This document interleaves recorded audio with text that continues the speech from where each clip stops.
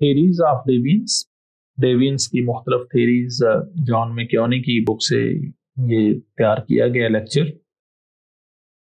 تو اس میں میجر تین ٹائپس اس نے کیٹیگرائز کی ہیں. ایک بایولوجیکل تھیریز ہیں اور ایک سائیکولوجیکل تھیریز ہیں اور پھر سوشیولوجیکل تھیریز کو اس نے تین چیزوں میں اس کو ڈیوائڈ کیا. تو اس میں اگر نمبر 1 ہم دیکھیں بایولوجیکل تھیریز، تو کرائم کے پرسپیکٹو میں، ڈیوینس کے پرسپیکٹو میں کا ایک یہ اٹالین فزیشین تھا، اس کا کام اس میں سائٹ کیا گیا. اس نے ایکسپلین کیا ہے کہ جو ہیومن بیہیویئر ہے یہ بایولوجیکل انسٹنکٹس میں ہوتا ہے. جو فزیکل فیچرز ہیں، جو بایولوجیکل اس کی فیچرز ہیں اور جو ڈی این اے ہے اس کے اندر چیزیں جو ہیں وہ لمبروسو کہتا ہے کہ اس کے اندر موجود ہیں. 76 میں یہ اس نے کام کیا تھا. تو اس نے جو جیلوں کے اندر لوگ موجود تھے ان کے اوپر کام کیا، اور اس میں اس نے ایک چیز یہ نکالی کہ جو لمبے چوڑے لوگ ہوتے ہیں اور خاص طور پہ جو ایتھلیٹک بلڈ کے لوگ ہیں، مسکولر بوائز ہیں، تو ان کے اندر کرائم کی ٹینڈنسی زیادہ ہوتی ہے. اور پیرنٹس جو ہیں وہ یوزلی جو بچے پاورفل بلڈ کے بچے ہوتے ہیں یا جو زیادہ گرون اپ بچے ہوتے ہیں، تو ان سے وہ سمجھتے ہیں کہ یہ لیس سینسٹیو ہیں اور ہماری طرف ان کی اٹریکشن کم ہوگی، تو وہ ان کے اوپر ذرا سختی بھی کم کرتے ہیں. اور والدین ایسے بچوں سے زیادہ ہوپ فل نہیں ہوتے، ان سے اگریسونیس ہی ایکسپیکٹ کی جاتی ہے. اچھا، یہی چیز پھر جو ہے لمبروسو کی یہ جو تھیری تھی، یہی چیز آگے نکلی اور پھر ریسرچرز نے اسپیشلی 21st سینچری میں 2003 کے اندر مختلف یونیورسٹیز کے اندر ایک ہوا یونیورسٹی آف وسکونسن کے اندر ایک انہوں نے اسٹڈی ہے جو یہاں پہ بتائی ہے، اور وہ اسٹڈی 25 ایئرس کی اسٹڈی ہے. 400 لوگوں کے اوپر یہ اسٹڈی انہوں نے کی ہے. تو اس میں انہوں نے مختلف سیمپلز اور چیزیں جو ڈی این اے سیمپلز ہیں بوائز کے اور پھر کرمنلز کے، وہ انہوں نے اکٹھے کیے ہیں. اور اس سے کنکلوڈ انہوں نے یہ کیا ہے کہ جینیٹک فیکٹرز جو ہیں وہ بہرحال جینز کا جو اثر ہے وہ اس کے اوپر، وہ باڈی کے اوپر اثر ہوتا ہے. اور اسپیشلی جو ارلی لائف کے اندر جو ابیوز ہے، جو انوائرمنٹل فیکٹرز ہیں، آپ کے جو انوائرمنٹل فیکٹرز ہیں، جس قسم کی چیزوں کے اندر آپ پلے ہیں، جو آپ کا خاندانی اثر ہے، وہ بہرحال آپ کے اوپر اثر کرتا ہے. اور آپ کے جو ٹیسٹوسٹیرون جتنا آپ کے اندر زیادہ ہوتا ہے، اتنے ہارمونل چینجز، ڈس آرڈر، یہ ساری چیزیں جو ہیں وہی آپ کو کرائم اور وائلنس کی طرف وہ لے کے جاتی ہیں. تو پریڈکٹ آپ کر سکتے ہیں کہ وائلنس، کرائم جو ہے وہ اس قسم کے بچے کریں گے، لیکن یہ کوئی ضروری نہیں ہے کہ وہ بچے لازمی یہ کرائم کریں گے. لیکن یہ ہے کہ وائلنس کی وائلنٹ ٹینڈنسی ان کے اندر زیادہ موجود ہوتی ہے، خاص طور پہ جو مسکولر ہیں اور جن کے اندر جن کے ہارمونل چینجز زیادہ ہیں، ٹیسٹوسٹیرون جن کے اندر زیادہ ہے، تو وہ بچے جو ہیں وہ جنرلی ان کے اندر ٹینڈنسی موجود ہوتی ہے کہ وہ زیادہ وائلنٹ ہوتے ہیں، زیادہ ہارش ہوتے ہیں. اور پھر جو آپ کا ویدر ہے، جو آپ کی انوائرمنٹ ہے، جس قسم کے انوائرمنٹ میں آپ پلتے بڑھتے ہیں، جس قسم کی خوراک آپ کو ملتی ہے، اور جو لمبس اور بون سٹرکچر اور ساری چیزیں جس طریقے سے آپ کی گرو اپ کرتی ہیں، تو اس سے پھر یہ بایولوجیکل فیکٹرز میں یہ چیز آتی ہے کہ آپ کے اندر کرائم کی ٹینڈنسی اس سے زیادہ ہونے کا ڈر ہوتا ہے اور اس سے خطرہ ہوتا ہے. سارا بایولوجیکل تھیریز مختلف ٹائمز کے اندر یہ چلتی رہیں، لیکن اس کو پھر کاؤنٹر بیرل کیا گیا ہے. کچھ چیزیں اس کے اندر 21st سینچری کے اندر پروو ہوئی ہیں، خاص طور پہ ٹیسٹوسٹیرون اور جو ہارمونز ہیں ان کا اثر بہرحال موڈ کے اوپر اور مختلف چیزوں کے اوپر ہوتا ہے. اور پھر آپ کا انوائرمنٹ جو ہے دیٹ آلسو میٹرز، اس کا بایولوجیکل امپیکٹ آتا ہے. لیکن یہ کہنا کہ یہ لمبس اور اس کی شکل اور اس قسم کی چیزوں سے اس کو کرائمنل ایکٹ وہ کرنے کی طرف ان کی ٹینڈنسی رہتی ہے، تو یہ شاید جو ہے وہ مختلف باقی جو تھیریز ہیں انہوں نے اس کو ریجیکٹ کیا ہے. تو اس میں جو سائیکولوجیکل تھیریز ہیں جو مین فوکس ہے وہ ہے انسکسیسفل سوشلائزیشن کے اوپر. ان کا یہ خیال ہے کہ جو انسکسیسفل سوشلائزیشن ہے اس سے سائیکولوجیکلی بچے ڈسٹرب ہوتے ہیں اور اس سے جو پرابلم ہیں وہ آتے ہیں. اور اس پرسنالٹی میں جو کلٹ رہ جاتے ہیں، جو پرابلم آتے ہیں، جو پرسنالٹی کلٹس ہوتے ہیں، تو اس کی وجہ سے پھر بچے جو ہیں وہ کرائم کی طرف جاتے ہیں. اور اس پہ جو ایک ریسرچ والٹر ریکلس اور سائمن کی 1967 کی ایک اسٹڈی جان میکیونی نے اپنی بک کے اندر السٹریٹ کی ہے. کیس اسٹڈی اس میں کی ہے کہ ٹیچر نے کوئی 12 سال کے جو بچے تھے ان کو مختلف طریقوں سے اسٹڈی کیا اور پھر ان کا جب انٹرویو کیا تو انہوں نے گڈ اور بیڈ کی کیٹیگری میں ان بچوں کو رکھا. اب جو گڈ اور بیڈ کی کیٹیگری تھی وہ کچھ اس طرح کی تھی کہ جو گڈ بوائز تھے ان کا جو کنسیپٹ تھا مختلف چیزوں کی طرف سے، جو کہ فرائڈ نے جیسا کہ سپر ایگو کو السٹریٹ کیا ہے، تو ان کا جو اس تھیری اس اسٹڈی کے اندر ریکلس اور اس کی جو اسٹڈی سائمن کی جو اسٹڈی سامنے آئی ہے اور انہوں نے اس سے پھر الٹیمیٹلی کنٹینمنٹ تھیری نکالی ہے، تو وہ گڈ بوائز اور بیڈ بوائز کا انہوں نے کنسیپٹ اس کے اندر دیا. گڈ بوائز وہ ہیں کہ جن کا اسٹرانگ کنسائنس تھا. جو اسٹرانگ کنسائنس والے لوگ تھے وہ فرسٹریشن کو ایزیلی ہینڈل کر لیتے تھے اور جو سوسائٹی کی جو کلچرل نارمز اور ویلیوز ہیں، جو کنونشنل کلچرل اور نارمز اور ویلیوز ہیں، ان کو وہ آنر کرتے تھے.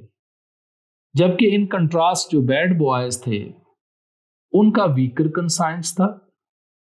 ان کا ویکر کنسائنس جو ہے وہ ان کی جو انٹالرنس ٹورڈز فرسٹریشن تھی وہ بڑھا دیتا تھا. وہ انٹالرنٹ تھے اور جو کنونشنل کلچر ہے اس کی طرف ان کا رویہ جو تھا وہ کچھ بہتر نہیں تھا. تو انہوں نے اس طریقے سے گڈ بوائز اور بیڈ بوائز کی کیٹیگرائزیشن کی اسٹڈی کے اندر. اور ان کا یہ خیال ہے کہ جو بیڈ بوائز ہیں پولیس ان کے پیچھے ہمیشہ رہتی ہے اور وہ پولیس کی طرف زیادہ اٹریکٹیو ہوتے ہیں، یعنی کرائم کی طرف وہ زیادہ اٹریکٹیو ہوتے ہیں. جبکہ گڈ بوائز جو ہیں وہ بہت تھوڑا ہی ایسا ممکن ہے کہ وہ کبھی پولیس ان کے پیچھے گئی ہو یا ان کا جو ہے وہ ایسا مسئلہ کوئی ہوا ہو کہ جس کے اندر انہوں نے ڈیوینٹ بیہیویئر اپنا شو کیا ہو. تو بیڈ بوائز کی جو کیٹیگری کے اندر جو ان کی ریسرچ ہے وہ یہ ہے کہ ان کا انوائرمنٹ جو تھا وہ اس قسم کا تھا. وہ ایسی لوکیلٹی میں رہتے تھے کہ جہاں پہ ڈیوینس اور ڈیلیکوینسی زیادہ تھی. اور جب وہ ڈیلیکوینسی اس کے موجود تھی کہ جس علاقے میں رہتے ہیں تو اس علاقے کے اندر اگر لوگ کرائم کو ایک نارمل بیہیویئر سمجھتے ہیں تو اس صورت میں جو وہاں پہ جس کی سوشلائزیشن ہوگی، جو ویکر سوشلائزیشن ہم جسے کہہ سکتے ہیں، تو ان بچوں کا بیہیویئر بھی ایسا ہی ہوگا. وہ سوسائٹی کے اندر، سوشل سسٹم کے اندر کرائم کرتے ہوئے اپنے آپ کو بالکل آڈ سچویشن میں نہیں سمجھیں گے. لیکن وہ بچے کہ جن گڈ سوشلائزیشن ہوئی ہے تو ان کی سکسیسفل سوشلائزیشن کے نتیجے میں ان کا کنسائنس جو ہے وہ بڑا اسٹرانگ ہوگا اور اس سے جو سوسائٹی کے اندر ڈیوینس ہے وہ بہت کم ہوگا. تو یہ انہوں نے جو کنٹینمنٹ تھیوری دی ہے کہ گڈ بوائز اور بیڈ بوائز کا، جس کے اندر انہوں نے ذکر کیا ہے کہ یہ سائیکولوجیکل فیکٹرز ہیں. جس قسم کی جو سکسیسفل سوشلائزیشن ہے اس سے سائیکولوجیکلی جو کنسائنس ہے وہ اسٹرانگ ہو جاتا ہے اور جو انسکسیسفل سوشلائزیشن ہے اس سے ویکر کنسائنس ہوتا ہے، ضمیر مردہ ہوتا ہے یا کمزور ہوتا ہے. تو اس ویکر سوشلائزیشن سے ٹینڈنسی ٹورڈز کرائم یا ٹورڈز ڈیوینس ہے، اس کی طرف جو ٹینڈنسی ہے وہ بڑھ جاتی ہے. تو یہ مختلف سائیکولوجیکل تھیریز جو ہیں وہ وقت کے ساتھ آئیں. اس میں ریکلس اور سائمن کی یہ تھے جو کنٹینمنٹ تھیری ہے یہ کافی ایفیکٹو اس میں رہی ہے. بعد میں آنے والوں نے بھی اس میں کافی کام کیا ہے اور وہ آگے ہم ذکر کریں گے کچھ چیزوں کا. تھیریز جو ہیں یہ کہتی ہیں کہ جو بھی کنفارمٹی ہے یا ڈیوینس ہے یہ پروڈکٹ آف سوسائٹی ہے، اور یہ ان کا پوائنٹ آف ویو یہ ہے کہ what is deviant varies from place to place according to cultural norms. اب ان کا یہ خیال ہے کہ یہ سوسائٹی کی کلچرل نارمس ڈفرینٹ، ایک سے دوسری جگہ پہ ڈفرینٹ ہوتی ہیں، اور ڈیوینس بھی اکارڈنگلی کنسیڈر کیا جاتا ہے۔ ڈیوینس یہ نہیں ہے کہ کرائم کا کوئی سٹینڈرڈ نہیں ہے دنیا کے اندر کسی بھی جگہ پہ۔ اب جو سٹینڈرڈ ہے وہ ہر اسٹیٹ کے اندر، ہر ملک کے اندر وہ ڈفرینٹ ہے۔ بیسیکلی جو چیز ہے وہ یہ کہ آپ لا آف لینڈ کو ابائڈ بائی کر رہے ہیں یا نہیں کر رہے ہیں۔ تو جو کلچرل نارمس ہیں اس کے اندر ایسا ممکن ہے کہ ایک جگہ پہ ایک چیز جائز ہے تو دوسری جگہ پہ وہ ناجائز ہو۔ لیٹ سپوز گیمبلنگ کو آپ دیکھیں، گیمبلنگ کسی امریکن سٹیٹس ہے، 52 سٹیٹس ہیں، تو ان کے اندر آپ دیکھیں تو کچھ سٹیٹس ایسی ہیں جن میں گیمبلنگ انہوں نے لیگلی الاؤ کی ہوئی ہے، کچھ ایسی ہیں جس میں گیمبلنگ الاؤ نہیں ہے۔ اب جہاں پہ الاؤ ہے وہاں پہ اگر یہ کام آپ کرتے ہیں تو وہ ڈیوینس نہیں ہے، لیکن اگر ایسی جگہ پہ کام کرتے ہیں کہ جہاں پہ وہ ڈیوینس وہ الاؤ نہیں ہے، آپ وہاں پہ کریں گے تو وہ ڈیوینس کی کیٹیگری میں آئے گا۔ تو یہ ایک سوشیولوجیکل تھیریز جو ہیں مختلف، وہ یہ کہتی ہیں کہ یہ کلچر ٹو کلچر ویری کرتا ہے، کلچرل نارمز ہر جگہ پہ ویری کرتی ہیں، اور یہ کوئی سٹینڈرڈ نہیں ہے۔ ایک جگہ پہ رورل کے اندر ایک کام کرنا شاید آپ کے لیے وہ ڈیوینس کی کیٹیگری میں آئے گا، لیکن اربن کے اندر وہی کام کرنا آپ کے لیے شاید وہ نارمل روٹین گوئنگ ہوگا، اس میں کوئی آپ کو مسئلہ نہیں ہوگا۔ اچھا، پھر behavior and individuals become deviant as other define them that way۔ پھر یہ ہے کہ دوسرے جس طریقے سے آپ کو ڈیفائن کرتے ہیں، جو آپ کے اوپر لیبلنگ کرتے ہیں بنیادی طور پہ، ویسا ہی آپ بیہیو کرنا شروع کر دیتے ہیں۔ کسی سوسائٹی کے اندر لیبلنگ کی جاتی ہے، اس طریقے سے لوگ پھر اپنے آپ کو سمجھنا شروع کر دیتے ہیں، اور وہی وہ ان کی پھر ٹیگنگ ہو جاتی ہے، اور اس ٹیگ کے ساتھ وہ پھر چلنا شروع کر دیتے ہیں، اور وہ ڈیفینیشن جس قسم کی سوسائٹی ان کی ڈیفینیشن کرتی ہے وہ اکارڈنگلی بیہیو کرتے ہیں۔ دین what and who a society defines as deviant reflect who has and does not have social power۔